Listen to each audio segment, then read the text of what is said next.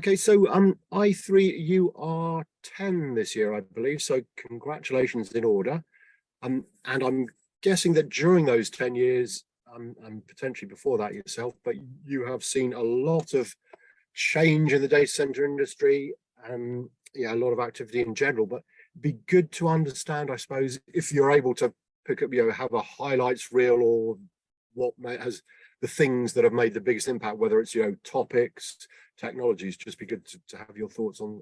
Well, 10 years is for by any stretch of the human imagination is a while, right? And we've seen a lot of changes in the last 10 years, that's for sure. I mean, probably the most significant is just the sheer growth of the industry. 10 years ago, it was doing fine. We've had a couple of bumps, during my career in terms of recessions and one thing and another. But over the last 10 years, we've just seen really very consistent growth in the industry, scaling out initially in the major centers and now throughout the world, really. And it's not just the growth of the industry, it's also the size of the data centers that are being deployed, by which I mean the IT megawatt load. So say 10 years ago, a fairly large data center would probably, 10, 20 megawatts of IT. Now, 100, 200, possibly more is not uncommon. So it's like a 10-fold increase in capacity in the major centers. So that's one of the big changes. Another thing is quite profound that's happened in the course of the last 10 years is there's been a kind of gradual transition away from high levels of resilience. So by which I mean truly fault tolerant infrastructure, which came at a cost, if you're duplicating infrastructure. And so I think largely as a result of things like availability zones and software failover, the resilience of the systems has kind of pared back. So, so we've gone from, as I say, fault tolerant to end-to-end type infrastructure to more of an N+1 type of infrastructure. So those are a couple of big changes. And with that, also, again, staying on the technical side, the load densities have increased significantly as well. I mean, everyone said they would, and they have. We're still largely with air-cooled compute equipment. For how much longer, we don't know. But again, densities have gone, take your pick really, from 5, sort of 7 kilowatts a rack maximum 10 years ago, 20, 30 kilowatts a rack now. So these are very significant changes from a technical standpoint. And of course, probably the most significant recent change that's affected the industry is its beginning to focus properly on climate change and sustainability and its own carbon footprint. Yeah, we're going to come on to that in a minute, but I just want to ask, during those 10 years, you've sort of picked out some highlights, but have there been any sort of obvious frustrations during that time in terms of what the industry's got wrong, maybe, but also, I mean, how have you, I3 as a company, helped deal with that, or address any of that? Yeah, of course, frustrations. Life is full of frustrations. I think, for me anyway, one of the main frustrations has been, we'll call it this term greenwashing, which I think most people understand what we mean by that. It's the industry really does need to understand the difference between carbon neutrality from a point of view of carbon offsetting, power purchase agreements, and so on, and proactively reducing its carbon footprint by doing something different in the data center. And I think we'll talk about that a little bit more later, because that's a pet topic of mine at the moment, what the industry can and I believe should be doing in that respect. And I suppose, I wouldn't say it's a low light, but, growing the company, essentially from scratch to what is now, I wouldn't say it's big, but it's a fairly substantial company now, both in the UK and in Singapore, comes with its frustrations, with its ups and downs. I think, one of the main things is when you're a small business, you don't really get access to the larger projects. Understandably, you've kind of got to earn your way through gets that point, and that's a gradual process, which has its frustrations. But yeah, we got there in the end. So I'm fortunate in the position we're doing very large projects across EMEA and across Asia Pacific.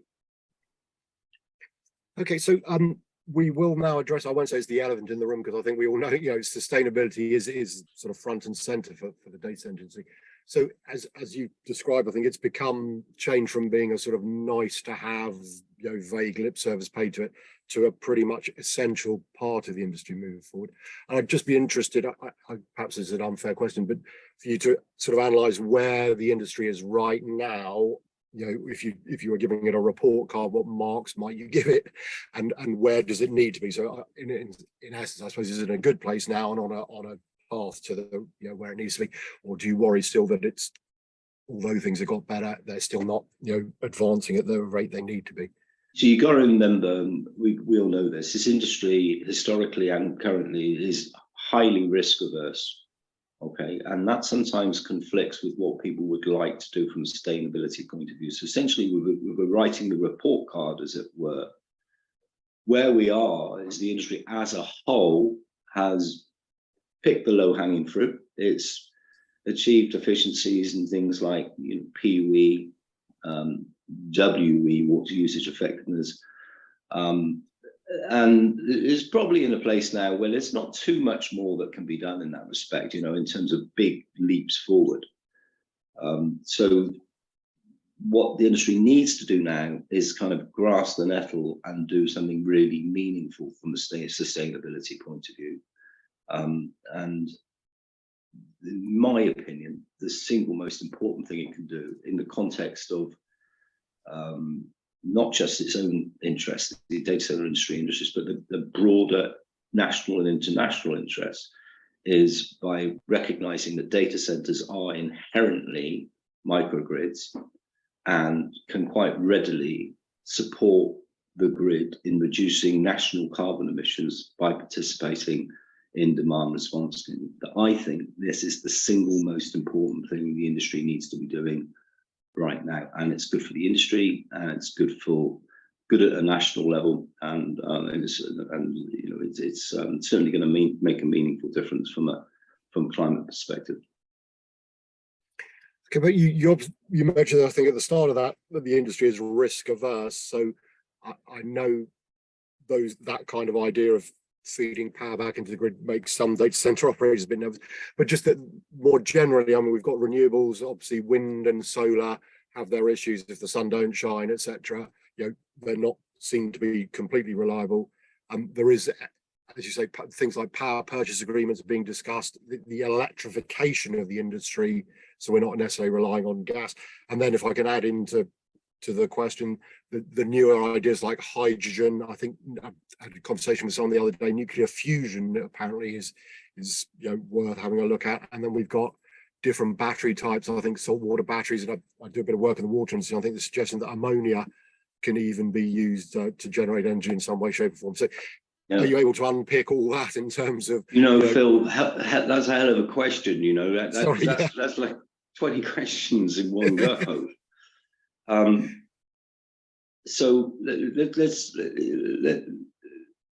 where do we start with this? Let's go back to you and say which question do you want me to answer first? Well, I guess where we are now. So renewables, the standard renewables, if we can call that, wind and solar are a part, but seem to be unreliable for obvious reasons. We have power purchase agreements, which could I just jump in there? Sure. Right. Yeah, so let's just talk about wind and solar, and so what? Give context here. So many nations are now setting about trying to achieve their climate change goals in accordance with the Paris Climate Accord. Okay, and what they're doing from an energy perspective, almost all of these countries are attempting to decarbonize their grids, which means they're trying to move away from intensive fossil fuels such as coal and oil towards renewables wherever possible, and in many cases retaining natural gas plants. Okay, what you have to understand about this problem is that in itself creates difficulties for the grid operator. The fact that if we take solar and wind, they are intermittent. I wouldn't call them unreliable. I would say that they're intermittent, and they're absolutely central to achieving climate change goals and decarbonising the grid. The problem is, as you allude to, I think, when those things, excuse me, aren't available, what fills in the gaps? And this is not really a data center issue. It's a global issue. The answer is energy storage. So that's largely being addressed through things like large-scale battery energy storage. And this is an area where the data center community can really contribute. One of the several areas where they can contribute. So we've got a situation where governments are forcing utilities to decarbonize. Decarbonisation, in the case of variable renewable energy sources such as wind and solar, creates dynamic problems in terms of grid stability. Okay, and this is an area where data centers can most definitely step in and support the grid. Okay, in terms of providing energy back into the grid, absorbing energy from the grid, and so on and so forth. That's a really big thing. In terms of other technologies, you mentioned fusion. I don't know about fusion. I read about it like everybody else. I wouldn't be the person to answer that. I would say, from a vision point of view, it seems increasingly likely that we will see these SMRs, small modular reactors, and there are a number of companies now that are at a stage where they're able to deploy these fission reactors, and they range in scale, you know, from a few tens of megawatts to hundreds of megawatts. That looks likely, and I'm aware of several countries that are seriously looking at that, including the UK. In terms of battery technologies, what I would say, I wouldn't know which battery technology is likely to come out on top. I do see problems with lithium ion, not least in which the way it's extracted and so on. So for lithium ion, for me, is that the answer? Well, for electric vehicles, yes, most probably. I don't think that's going to change in a hurry. Is it the answer for data centers? Short term, yes. Long term, I think we'll probably see a different technology. Which one? Not altogether sure yet. Okay, and in terms of the overall the idea of, I know Schneider, for example, pushing it heavily, sort of electricity 4.0, the idea that we are going to wean ourselves completely away from fossil fuels. You think that is an achievable objective within, I don't know, a sense? I don't know what the time frame is, but I guess 2050 is where it's all headed. But a lot of the data center industry, I think, is focusing on 2030, which isn't that far away. So yeah, that's it. So I personally, I think the data. So this is where the greenwashing comes in. Okay, so you're carbon neutral because you're carbon offsetting, you're participating in that for me, yes, okay, fine, but that really isn't at the core of the problem in terms of data center active participation in climate change. It is a solution. It's a good solution. There are some controversies surrounding carbon offsetting, which unless you want to, we won't get into now. But what the data center industry needs to do is be more proactively involved in the way in which it's tackling climate change. But the great thing is there are a lot of nascent and emerging technologies that we're seeing. I don't know if you know, so a couple of years ago, more than a couple of years ago, in response to all this greenwashing, we got together with our friends at EYP, who were acquired by Bramble. We formed a research group, and the purpose of that research group was to try to dispel some of this greenwashing, specifically looking at technologies that are out in the market, even if they're early stage development, but also ones that are well developed, and saying, well, which of these could we apply to the data center? So we've done a whole series of white papers on that, and we've got many more still to write. But that for us is a very key way in which we are trying to sort of help the industry understand what the problems are and what the potential solutions might be. And against this sort of backdrop of driving towards, you know, truly sustainable data centers, we can't ignore the fact that the digital world is exploding. So there's more and more demand, you know, as you described, I think, you know, at the start, the sheer size and scale of data centers is on the increase. So, and then, I mean, quantum computing, sort of another thing that's sort of out there in the future. I have no idea what impact that will have, and AI and machine learning already with us. So do you think, bear in mind what you've just discussed, is that still achievable even with the increasing demand for data centers workloads, if you like? Yeah, so this is the thing. Okay, so if everything was static and demand wasn't increasing, we'd have a hell of a job to do by 2050. It's possible, and I'd like to believe it's going to be achieved. But the fact is, we've got to couple this business of decarbonisation of the grid with massive increases in demand as more and more electric vehicles come on and are adopted, and as we kind of gradually wean ourselves off of heavy carbon intensive fossil fuels. It's going to be difficult. And you're going to ask me, or I'm going to answer before you ask me how we're going to do that. And I honestly believe there really is. It's absolutely necessary for governments to step in and sort of say, guys, Mr. Data Center industry, guess what? You've got masses of untapped energy reserves. We've got a grid which is massively constrained. Help us out here. And I think that'll happen. Yeah, and I'm also intrigued by legacy data centers, because again, with this explosion, we can't sort of close a whole raft of data centers, but there's no doubt that depending on their specific age, older data centers are far harder to bring up to speed from a sustainability, or it's even impossible to get to levels that we need to, compared to, you start with a greenfield and you can build it with sustainability in mind from day one. Would you agree that the legacy data center issues is yet to be understood or addressed in terms of how can we upgrade? I think that there are certain aspects of that, from a practical standpoint, short of shutting the data center down, some of these measures will be impractical to introduce. But that said, the one I mentioned before, and I'll mention again, it's demand response. I see no reason why legacy data centers can't participate in that respect. There's some retrofitting involved, but I don't see why not. So there's things that can be done. And also, Phil, also remember that we talked earlier about the growth of the industry and how we've gone from typically, a few tens of megawatts 10 years ago to hundreds of megawatts now. So I couldn't tell you what percentage of the megawatts have been built out over the last 10 years. And let's bring it into sort of the more, when people are more cognizant of sustainability over the last 3 years or so. But I would say a very large percentage of data centers are going to be predisposed to being more sustainable than those old legacy ones that we're talking about.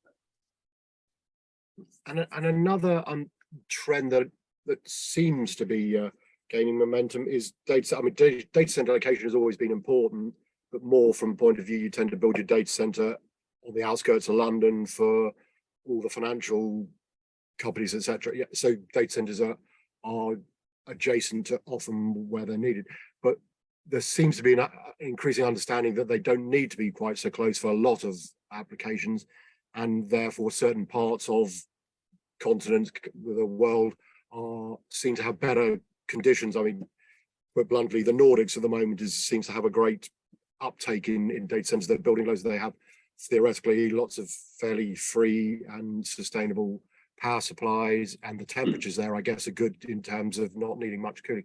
Do you think that is an area that is still underexplored as to, for most people? Yeah, I think so. I mean, what drives data centers typically to be located in metro type areas?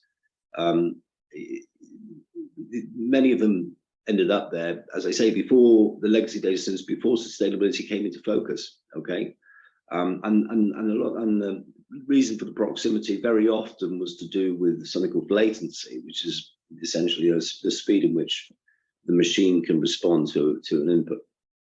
It's very important to some users. Latency isn't always important, in terms of a microsecond type level response. So where you have applications that are, let's say, less latency sensitive, then it certainly makes sense to locate them where they require less cooling and therefore more efficient, and certainly where there's an abundance of renewables. And that's, you mentioned Nordics. Nordics is one of them. Canada's another, and there are others as well. Yeah, I suppose in the UK, I mean, would you see I mean, Scotland might sound silly to bung them all in the Highlands of Scotland, but I mean, could you see a time when data centers move slightly further north for climatic reasons or Yeah, I mean, without doubt, Scotland. It's funny. It's going to happen. Not altogether sure when. I mean, obviously we're waiting for some subsea links to come into Scotland as well, which will be necessary. But yes, certainly Scotland offers huge potential from the point of view of being, more efficient and more eco-friendly than, let's say, a lot of the metro areas in mainland UK. Without doubt. And in terms, I mean, are there any other technologies or issues? You mentioned liquid cooling earlier on. I know it's becoming more prevalent as data center densities increase. Do you think it's here to stay? Or again, I don't understand fully, but this thing called photonics would appear, if it comes again mainstream in the computing world, it means that theoretically, as I understand it, servers that are going to run cooler anyway. So will liquid cooling sort of peak at a certain stage, and then the IT hardware will do away with the need for it? Or any thoughts as to that, or any other technologies? This is a bit of crystal ball gazing. I mean, let's come back to quantum for a minute, just on that one. Okay, so firstly, we don't know quite when quantum is going to get mainstream, and the developments in quantum computing that I've been hearing about in the last 6 months or so are phenomenal. So it's going to appear on the horizon. It's going to affect us at some point, and that's going to profoundly change the way in which data centers are provisioned, and not least of which from a cooling point of view. I mean, I'm sure you're aware of that. Quite what that means, I think inevitably a change in form factor. And whenever there's been a need for a change in form factor, there's always been a problem in the past. So the numerous instances historically where things were seemed like the right thing to do, but didn't happen for one reason or another, because perhaps there were only marginal improvements. So for us to make these changes in form factor associated with whatever the technology involved might be that photonics, be it quantum, be whatever, then the benefits of switching to that type of compute environment will need to massively outweigh the disadvantages. Will it happen? Yeah, my sense is it will. When? I've no idea.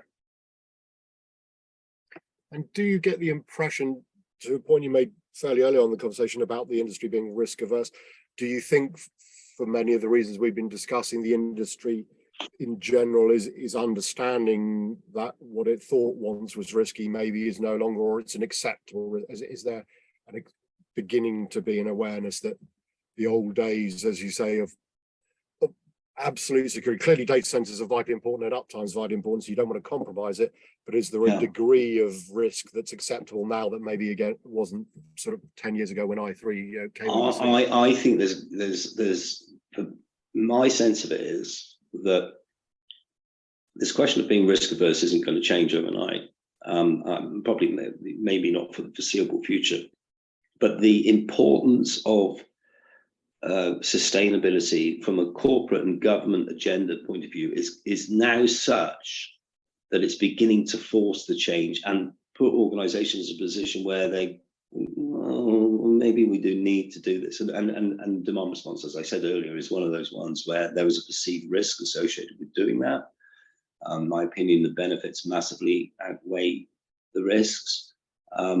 So I've got a feeling, and what I'm seeing amongst our clients, and these are some of the larger organizations as well as smaller ones, but the larger ones are now saying, well, maybe we should be doing this, or maybe what we'll do is we'll make sure that we can do it if we ever need to. In other words, to provision for it. So this business of risk aversion has not gone away, but the focus on doing the right thing, I have to say, largely driven by a corporate agenda, which I think to a point is driven by public opinion, is going to just increasingly add pressure to organizations to do something substantial, which probably will eventually outweigh the risk concerns. And what other thought just occurs? There have been one or two examples certainly across my desk as to fairly small, we might call them edge facilities, or we can debate edge, the meaning of edge, but I think there was one in the UK that's the waste heat is being used to heat swimming pool, which do you see that level? You mentioned about microgrids. Do you see data centers? I won't say, you know, every time a new housing estate is built, a data center is built in the middle to provide the heat, but that's a bit simplistic. But do you see more creative, if you like, construction and location of data centers to make it easy to repurpose the waste heat, as opposed to? Yeah, I mean, again, this is inevitable, isn't it? Again, you know, and practically every new greenfield now is looking at what it can do with its waste heat, albeit low-grade waste heat. Until such time as we go to liquid cooling, we're going to have that problem with air-cooled systems. But nonetheless, yeah, there's more often than not, there's a plan, maybe not an immediate opportunity, but certainly a plan to take that waste heat and to utilize that in some form or other, in terms of supporting a local community. And I think to the broader point you're making is data centers do and will have an increasingly important role in terms of, you know, doing that type of thing and supporting, whether it's an ecological environment, a domestic environment, whatever it might be. I think that's, but you know, that in my opinion is not really going to move the needle, as it were, from a sustainability point of view. You need to be doing even bigger things than that. But nonetheless, it's a good thing to do. And maybe one more before I ask the concluding question. You've mentioned you think governments potentially will sort of step in at some stage and say to the data center, you know, pull your socks up. We need you to do some more things. I'm just wondering whether or not you think that the government will also tell the general public to stop storing tens of thousands of pictures of their dogs or cats and endless videos on TikTok. I know it's potentially a very unpopular. I'm glad you raised that, not me. But is digital consumption at some stage, does someone need to put a cap on it or a price on it? Although obviously the pricing mechanism then favours the wealthy, which some people get uptight about. Well, look at it, Phil. It can't go on unabated forever. You know, a gazillion pictures of your cat wandering across the lawn, stored on some storage device somewhere, consuming energy, as opposed to somebody's medical data. They're not the same. And I think at some point, how that's done, how government, I've got no idea. But you know, yes, something eventually is going to need to be done about that. It's consuming electricity. I mean, it did make me laugh when there was a data centers island. I think it was the year before last, and we had all of these climate change protesters outside. And you know, so I'm with you guys. I totally understand it, but do understand that every time you use Instagram to report one of these things, or you send a WhatsApp message, that is being stored in multiple locations, goodness knows where, and is consuming electricity. So it's the gratuitous use of data, I'll use the word, is something that needs to be addressed at some point. I think we all know that. It's fairly obvious to all of us, isn't it? How we've done. I mean, you know, I tell you what, but what is kind of refreshing to see was we're starting to see governments get involved in this now. I think for a long time, governments didn't really know too much about data centers. I'm talking very broadly here, okay? I mean, not only have you got people like the municipality of Amsterdam, the German government, I think the Singapore government's looking at as well, looking at, you know, how they can actually help from a point of view of meeting their own sort of climate objectives. But it's there's a great deal that can and should be done from government point of view. And one of the key things is you have to remember with data centers, and I think the government's going to wake up to this. Data centers are inherently microgrids, distributed energy resources, which have got billions and billions of revenue potential from a demand response point of view, and billions of tons of carbon dioxide, which could be averted if data centers are brought into the mix. Now, at the moment, we're relying on data centers to do this voluntarily, but I think eventually governments are going to say, hey, hang on, you guys, you're all out there, you know, we've got gigawatts of this stuff. These are the data center stored energy. You need help out. You need to do something more proactively. That's what I believe. Okay, so in conclusion, maybe that the first bit would be that what keeps you awake at night in terms of the industry moving forward? Are the things you do worry about that it's not going to get to grips with in time, or it will get overtaken, as you say, maybe by government telling it what to do before it's ready to do it? What do you think are the dangers for the industry? I think that the danger is slow rate of adoption.